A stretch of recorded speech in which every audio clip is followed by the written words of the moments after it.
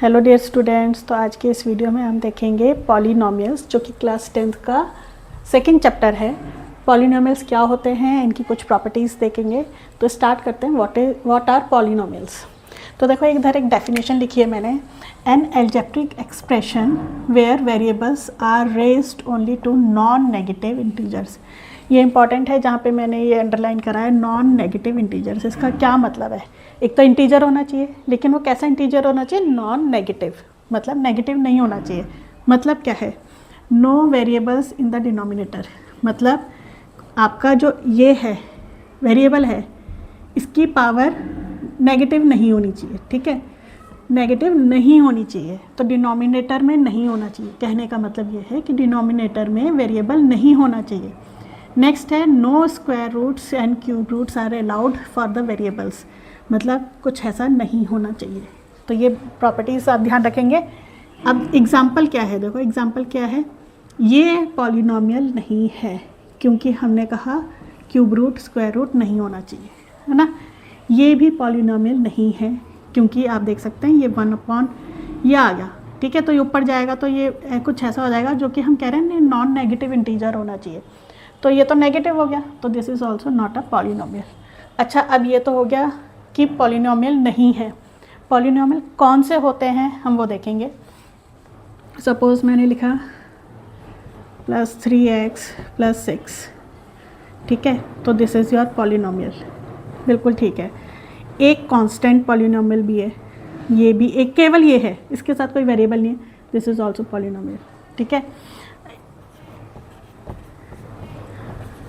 ये भी पॉलिनोमियल है। तो these are the polynomials, example of polynomials. ठीक है, मतलब क्या है कि आप उसके साथ वेरिएबल, जैसे ये है, ये कांस्टेंट है, कांस्टेंट पॉलिनोमियल।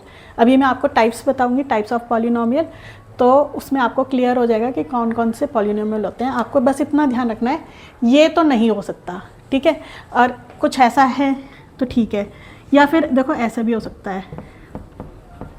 ठीक है, कांस्टेंट तो हो सकता है, जैसे ये है, तो दिस इज़ पॉलिनोमियल, ये करेक्ट है, क्योंकि ये वैल्यू वो हो गई ना न्यूमरेटर डिनोमिनेटर में, मतलब फ्रैक्शन में हो गई।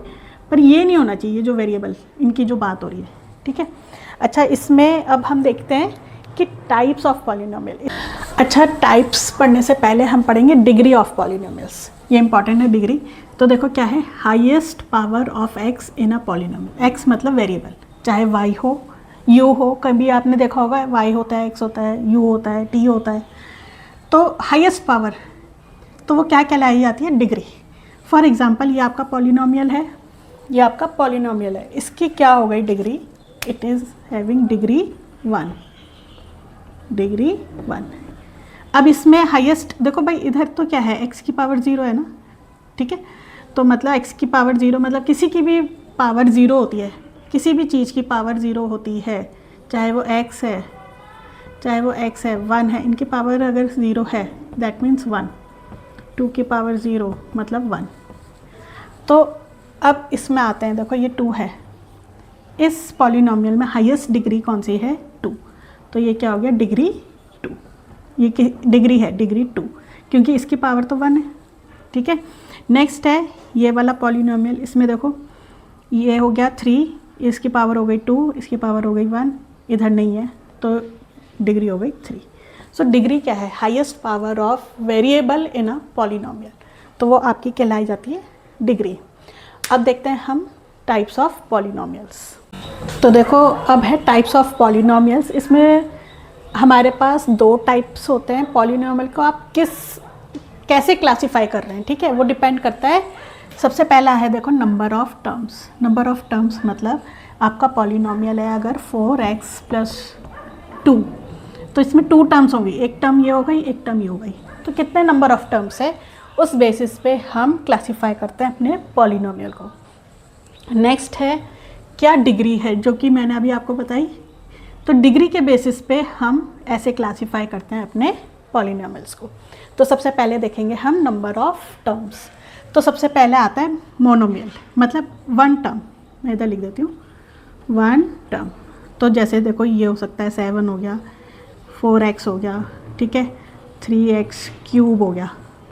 डिग्री की बात नहीं हो रही है इधर, ध्यान रखना, इधर बच्चे इधर ही कंफ्यूज होते हैं। डिग्री की बात नहीं हो रही है, टर्म की बात हो रही है। तो एक ही टर्म है, यह 4xy हो गया, तो ये क्या है, मोनोमियल मतलब वन टर्म।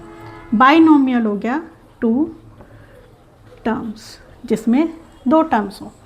तो जैसे 7 हो प्लस 4x हो गया, या 3x प्लस 2 हो गया, ठीक है, 4x cube plus 4x square हो गया। 2 टर्म है, हर एक में क्या है, 2 टर्म, ठीक है।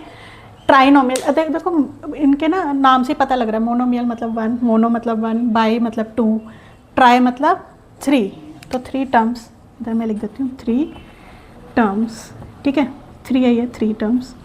तो इधर आप लिख सकते हैं 2x square plus 4x plus 7, ठीक है, 5x cube plus 2x square plus 4x। तो मतलब 3 टर्म्स हैं, 1 2 3, 1 2 3, ठीक है। नेक्स्ट है पॉलिनोमियल। पॉली मतलब मैनी, इसमें आ जाता है आपका मैनी टर्म्स। अच्छा, अभी ना कुछ क्वेश्चन ऐसे आते हैं कि भाई क्या मोनोमियल, बाइनोमियल, ट्राइनोमियल क्या ये पॉलिनोमियल है? हाँ जी, पॉलिनोमियल ही है। पॉलिनोमियल मतलब चाहे एक टर्म हो, चाहे कितनी भी टर्म हो, तो वो पॉलिनोमियल की कैटेगरी में ही आते हैं। भाई इसी का तो क्लासिफिकेशन पढ़ रहे हैं हम, ठीक है। आई होप ये आपको क्लियर हो गया होगा। अब आते हैं डिग्री। डिग्री मतलब जो मैंने आपको बताया था, highest power of a variable in that expression.